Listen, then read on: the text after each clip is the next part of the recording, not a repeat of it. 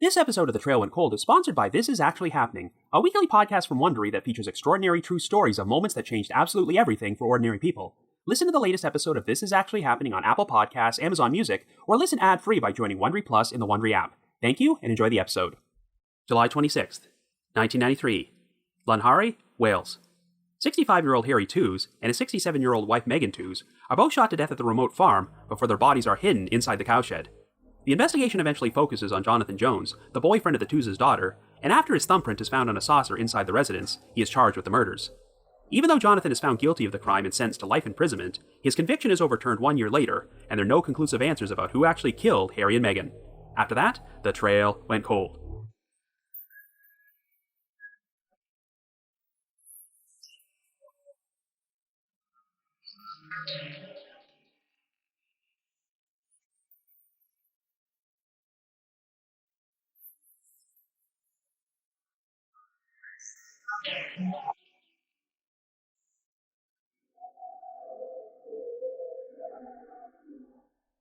Hello everyone, and welcome to our latest episode of The Trail Went Cold.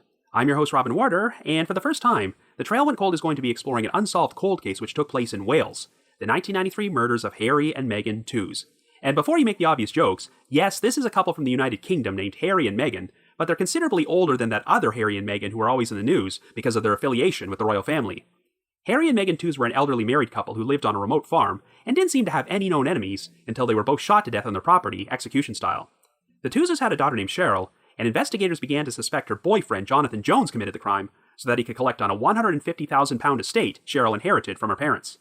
While Jonathan was eventually charged and convicted of the murders, the evidence against him was so weak that his conviction was overturned just 1 year after his trial. But of course that begs the question, if Jonathan did not kill the Tews, then who did? And what could their motive have possibly been? All attempts to link this crime to an alternate suspect have reached a dead end, and since this continues to rank as one of the most baffling crimes in the history of Wales, I thought it was worthy of exploration on this podcast.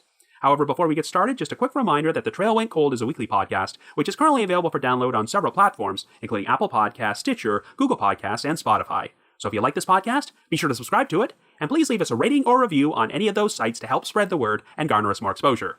The Trail Went Cold is on Patreon, so if you would like to learn how to support the show, please visit our page at patreon.com/thetrailwentcold. For as little as $1 a month, you can garner access to exclusive rewards, which may include stickers and thank you cards, early access to episodes, and bonus content. So with all that out of the way, let us now delve into the unsolved murders of Harry and Megan Tews.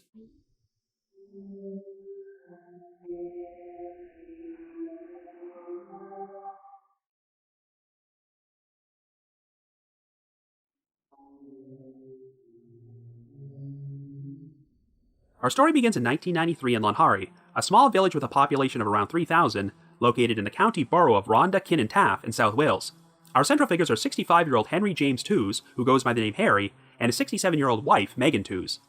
The couple lives on an isolated 6-acre, 16th-century farm just a mile outside of Lunhari. The farm is named Tiari Wan, which is Welsh for house in the meadow, and the Tewses have lived on the property for over 30 years. After having worked as a farmer and fruit wholesaler, Harry is now retired, and he and Megan have one child, a 33-year-old daughter named Cheryl, who works as a market researcher and lives nearly 200 miles away in Orpington, a town located in the county of Kent in southeastern Greater London. Cheryl shares a flat with her 33-year-old boyfriend Jonathan Jones, and the couple have been together for over a decade after having originally met while graduate students at the Polytechnic of Wales. On the morning of Monday, July the 26th, Harry and Megan drove to the post office in Lunhari to collect their pensions before they stopped at a supermarket to do some shopping, and a neighbor would see them returning home at around 11 a.m. At 1:30 p.m., another neighbor heard the sound of 2 gunshots from the Tews' farm, which occurred within 30 seconds of each other, but they did not find this unusual because Harry liked to grow cabbage and was known for shooting at rabbits who showed up in his patch. But over the course of the next several hours, both Cheryl and another relative made multiple attempts to call the Tews' residence, but were unable to reach Harry or Megan on the phone. Cheryl spoke to her parents on the phone virtually every day, and became concerned when she received no answer during the time period when she knew they would usually be at home watching their favorite soap opera, Coronation Street. Cheryl finally decided to call a neighbor named Owen Hopkins and asked him to check on her parents. When Hopkins arrived at the farmhouse, he discovered that the front door was unlocked, but the Tewses were not inside. The groceries they purchased on their shopping trip had been unpacked in the kitchen, and there was a pan on the cooker containing chopped potatoes, which suggested they were in the midst of preparing a meal before they disappeared. Hopkins decided to call the South Wales police to report the couple missing, and they soon arrived at the farm and launched a search effort. Well, during the early morning hours of July the 27th, Harry's body was discovered inside a cowshed on the property, and shortly thereafter, Megan's body was found in there as well.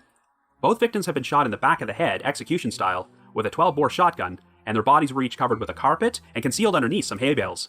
The evidence seemed to suggest that Harry had been shot at close range just inside the cowshed's front door, while Megan was shot outside from 3 feet away before her body was dragged in there. There were no signs of forced entry at the farmhouse, and nothing appeared to have been stolen, leaving investigators completely baffled about the motive. A fancy china teacup and saucer were resting on the dining room table next to a milk jug, a teapot, a sugar bowl, and a magazine.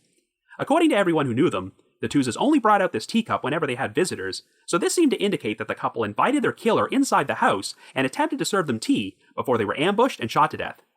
Unidentified palm prints were found on the farmyard gate and farmhouse door, but they did not belong to Harry, Megan, or any members of their family and could not be matched to anyone.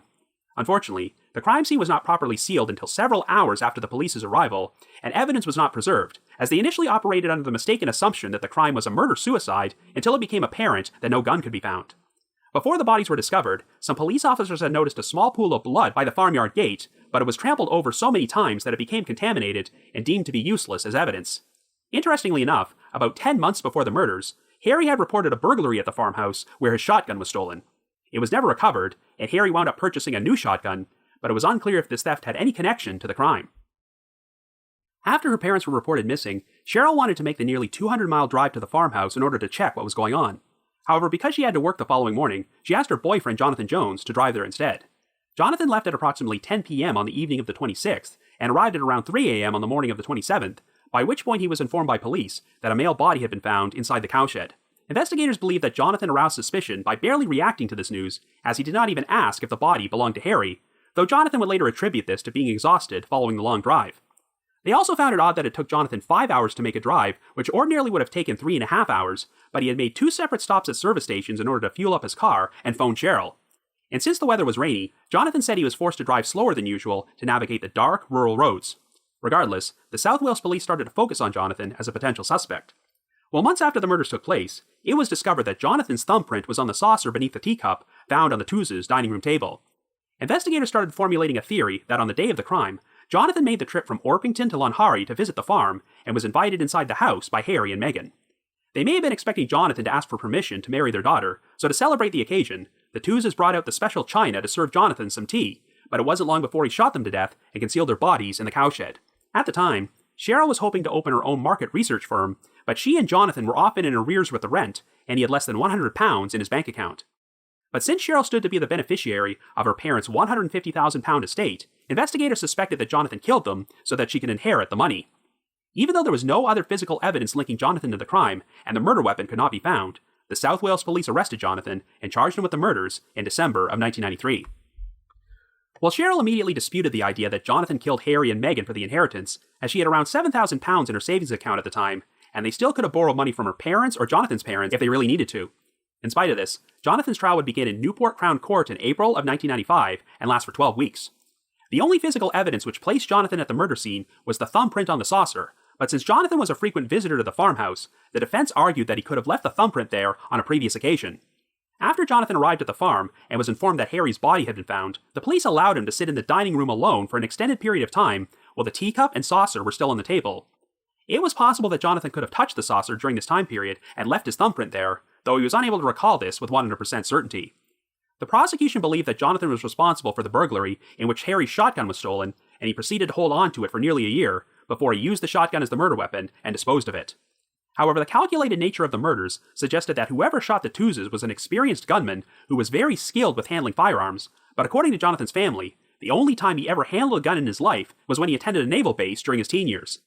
The prosecution alleged that Jonathan either drove to the Toos farm to commit the murders or traveled to the area by train before getting off at nearby Pontyclean railway station, but no paper trail could be found to confirm this.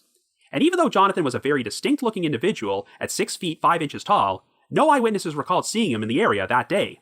While Jonathan maintained that he was in Orpington the entire day, the prosecution attempted to poke holes in his alibi and believed that he would have had enough time to make the nearly 400-mile round trip to Lonhari and back. Jonathan claimed that he spent the morning looking for rental offices, which could potentially be used to set up the market research firm Cheryl was hoping to start. Investigators were unable to find any real estate agents who could confirm this, but Jonathan maintained that he never spoke to any agents that day because he had already consulted with some of them in the past. Jonathan claimed that he returned to his flat at around noon and cleaned it up a little bit before he went out for a solitary walk. He then returned to the flat a second time at approximately 1:30 p.m., and encountered 3 lift engineers who were performing some repair work in the building's basement. Jonathan claimed that he briefly spoke to these lift engineers, but when they were called upon to testify, none of them could recall this conversation. Afterward, Jonathan said he watched a game of cricket on television until around 3 o'clock, before he left the flat again to run some errands. Cheryl had spent the day at work and could not confirm Jonathan's whereabouts, but she said that when she returned to the flat during the early evening hours, it looked like it had recently been tidied up, like Jonathan said. Well, the case would go to the jury, but unlike North America, a verdict does not necessarily have to be unanimous in the United Kingdom. If a unanimous verdict is not possible, a majority of 10 to 2 is accepted, and that's exactly what happened here. After 2 days of deliberation, the jury found Jonathan guilty of the murders by a 10 to 2 majority, and he would receive 2 life sentences. In spite of this, Cheryl never believed that her boyfriend was responsible for killing her parents. Even though Jonathan had phoned Cheryl from prison and advised her to get on with her life, she refused to do so and continued to stand by him. She insisted that Jonathan was a kind man who had a great relationship with her parents, and he pretty much considered Harry to be like a second father to him. Cheryl would spend the next year campaigning for Jonathan's release, even going so far as to offer a £25,000 reward for information leading to the apprehension of the real killer. Cheryl's actions alienated many members of her extended family, particularly her paternal uncle and aunt, David and Cynthia Tews, who believed that Jonathan was guilty, and started to accuse Cheryl of being complicit in the killings. Well, the case for Jonathan's innocence would get a major boost only 4 days after the conclusion of his trial, when the presiding judge, Justice Richard Rougier, wrote separate letters to the Home Secretary and Jonathan's defense counsel. Even though Justice Rougier had sentenced Jonathan to the mandatory term of life imprisonment, he admitted that he had, quote-unquote, significant doubt about the conviction, and stated, quote, "I am bound to record that the verdict caused me some surprise," end quote. Rougier even gave defense counsel permission to use his comments as part of Jonathan's legal appeal. Over the course of the next year, Jonathan's attorneys were able to obtain evidence which showed that lift engineers had performed repair work in Jonathan's building on the afternoon of July 26, 1993. So even though the lift engineers did not recall speaking with him, this seemed to support Jonathan's story that he was entering his flat at 1:30 p.m., the same approximate time period when the Tews' neighbor reported hearing gunshots at their farm. Jonathan's case would be heard in front of 3 justices from the Court of Appeal, and on April 25, 1996, they all ruled that his conviction was unsafe. Jonathan's conviction was subsequently quashed, and he was released from prison. Since they still believed that Jonathan was the killer, the South Wales police initially stated that they had no plans to reopen the investigation, which outraged Jonathan and Cheryl. But within the next 4 years, they finally appointed a panel to take a fresh look at the case. In 2003, the barrels of a 12-bore shotgun were discovered in a disused quarry located near the Tews' farm, and 2 shotgun cartridges and a hold-all bag were found inside a flooded iron ore mine shaft. There was speculation that these items might have been used in the murders, but it was not conclusively proven. During the same time period, the South Wales police received an anonymous letter about the case, which they said was of interest to them, though they have never publicly revealed the letter's contents. They also said they were launching a search for a black 4x4 and a red saloon car, 2 vehicles which had reportedly been seen in the Lanhari area around the time of the murders, but neither of them was located. In 2008, on the day before the 15th anniversary of the crime, the South Wales police announced that their investigation had reached a dead end, so the inquiry team of officers they had assembled to explore the case would be scaled down. This news came as a great disappointment to Cheryl and Jonathan, who had since gotten married and continue to remain together to this day. But Jonathan has never received any compensation for his wrongful incarceration.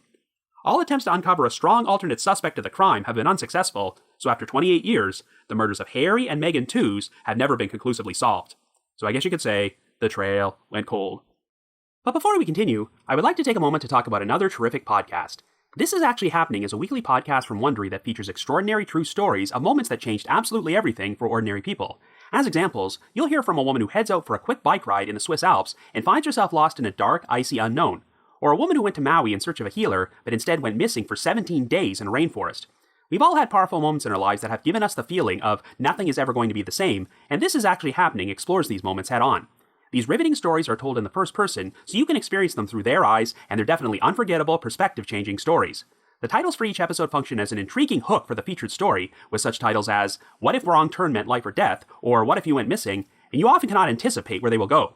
These stories range from the tragic to the inspiring, but as someone who has just started listening to this podcast and is binging through the episodes, I can tell you that these stories are always very enthralling to listen to, and you will probably learn a lot about the human condition. As someone who's listened to podcasts for a very long time and thought they heard it all, I can tell you that some of the revelations you'll hear in This Is Actually Happening are pretty eye-opening. So listen to the latest episode of This Is Actually Happening on Apple Podcasts, Amazon Music, or listen ad-free by joining Wondery Plus in the Wondery app. Thank you, and enjoy the rest of this episode.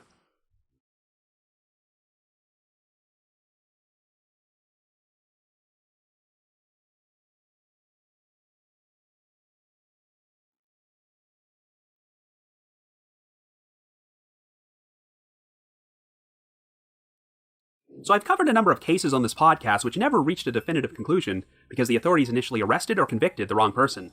In some of those cases, you get the impression that investigators developed serious tunnel vision and ignored obvious leads to focus on the wrong individual, but in the case of Harry and Megan Tooze, there was very little to work with at all. I definitely believe that on the basis of the evidence against him, Jonathan Jones never should have gone on trial for these murders, let alone been convicted. But at the same time, I can understand why the South Wales police would have zeroed in on him as a potential suspect, since nothing about this crime makes any sense. It sounds like investigators were at such a dead end that when they discovered Jonathan's thumbprint on the saucer, they decided to focus all their energies on him, even though there was really no other evidence to implicate Jonathan or place him at the murder scene. I guess on the surface, the idea of him murdering his in-laws to cash in on his girlfriend's £150,000 inheritance might not seem like an implausible motive, especially when you consider that there doesn't seem to be a discernible motive for anyone else to have committed this crime. This seemed like the work of some cold, calculated assassin, as both Harry and Megan were shot in the back of the head, execution style, but who would want to target the seemingly harmless elderly couple? While Jonathan had his conviction quashed and he was released from prison, I guess he wasn't technically exonerated per se and declared to be factually innocent. It's not like there was some slam-dunk DNA evidence to clear him, but even so, it's extremely unlikely that he could have committed this crime. I hate to say this, but Jonathan actually lucked out better than most wrongly imprisoned individuals, since he got released only about a year after he was originally convicted. However, this was an extremely traumatic ordeal for Jonathan and his loved ones, and I don't think they've ever really recovered.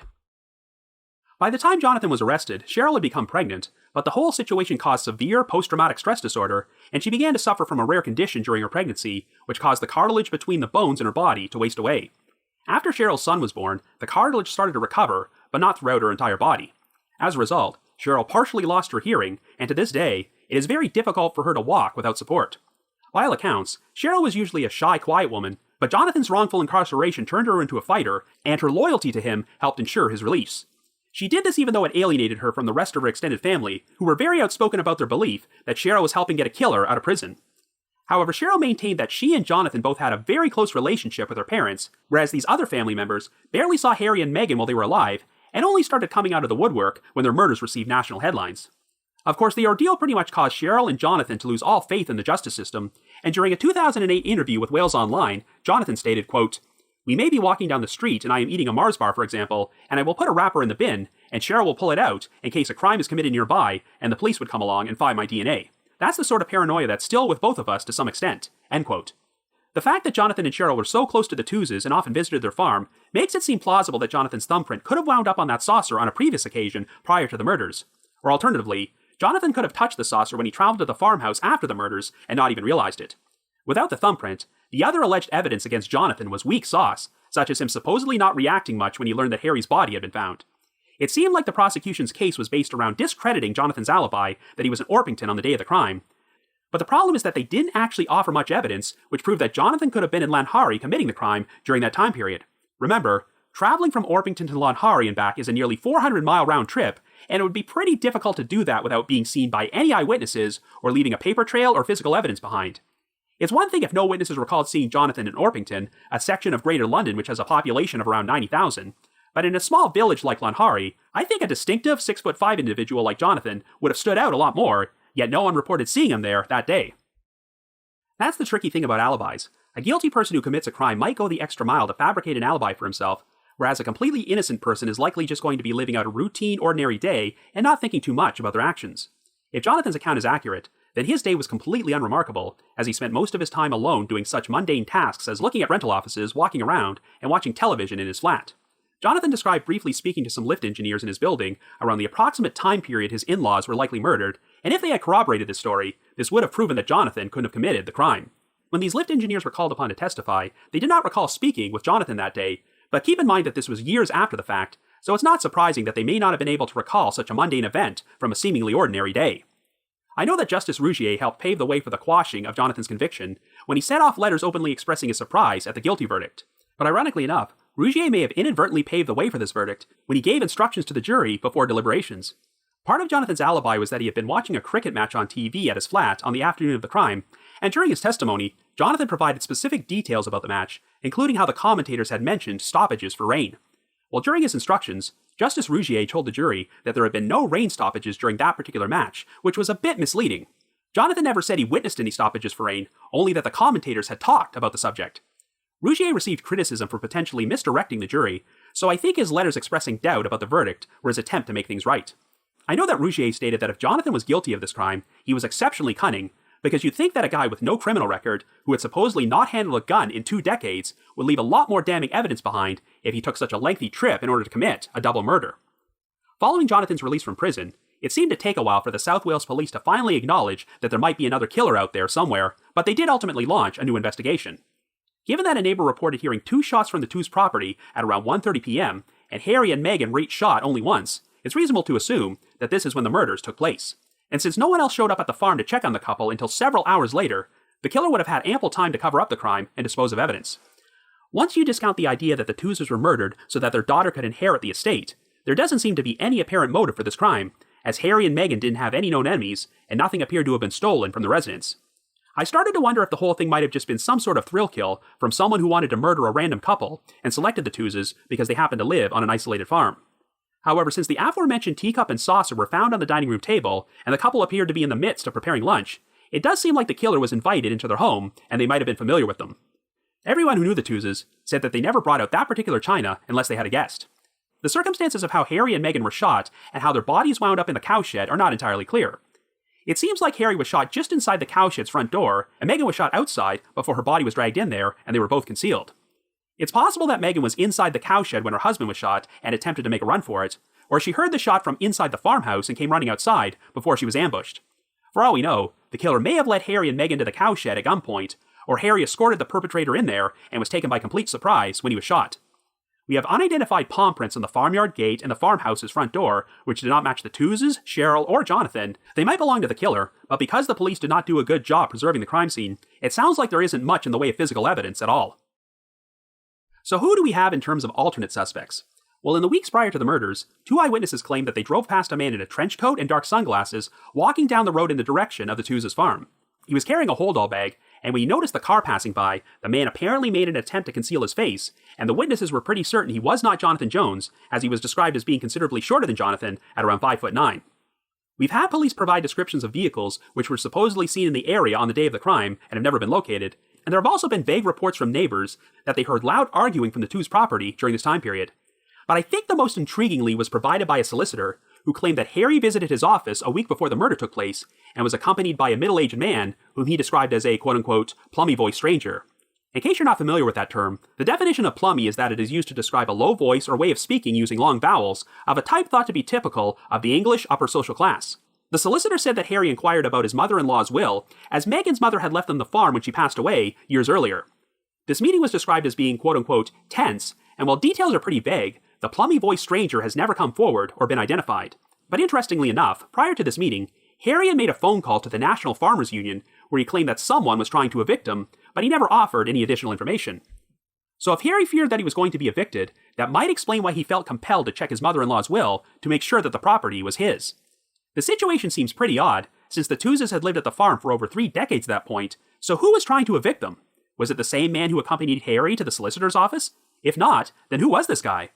I suppose that if someone wanted the Toozers' land, this could have given them a potential motive to commit murder, but since Cheryl wound up inheriting their estate, I'm not sure if anyone else gained anything from this crime. I suppose this alleged eviction could have been some elaborate con job from the killer, but what exactly was their endgame? And if the plummy-voiced stranger was planning to kill the Toozers, why would he allow himself to be seen by the solicitor? The fact that this man has never come forward seems to suggest that he was involved in this crime, but I just have this feeling that there's a big piece of the puzzle missing somewhere which might shed some light on what happened. I know police received an anonymous letter pertaining to the case in the early 2000s, and while they've never publicly revealed its contents, I wonder if it provides any additional insight on the situation. Now, over the past decade, investigators have looked at a convicted serial killer named John Cooper, a career criminal with a long history of burglaries and sexual assaults, who is currently incarcerated for a pair of double murders. In 1985, Cooper was working as a farm laborer in the county of Pembrokeshire, and on December the 22nd, he decided to break into a mansion located near the village of Scoveston to perform a burglary. The mansion was owned by 58-year-old Richard Thomas and his 54-year-old sister Helen Thomas, whom Cooper had previously worked for, and it sounds like he was expecting the residence to be unoccupied. However, Helen happened to be there, and Cooper killed her with a shotgun blast to the face when she recognized his voice. Before Cooper had a chance to leave, Richard returned home and was killed with a shotgun blast to the face as well. Cooper subsequently set fire to the house in an attempt to destroy evidence before fleeing the scene. On June the 29th, 1989, Cooper committed another double murder in Pembrokeshire, and this time, the 2 victims were 51-year-old Peter Dixon and his 52-year-old wife Gwenda Dixon, a couple who had traveled to the area on a camping trip.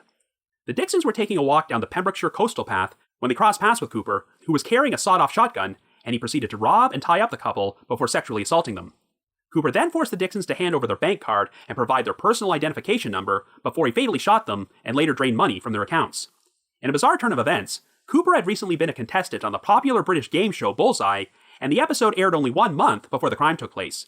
In fact, footage from the show would eventually be used to match Cooper to a composite sketch which had been created from eyewitness descriptions.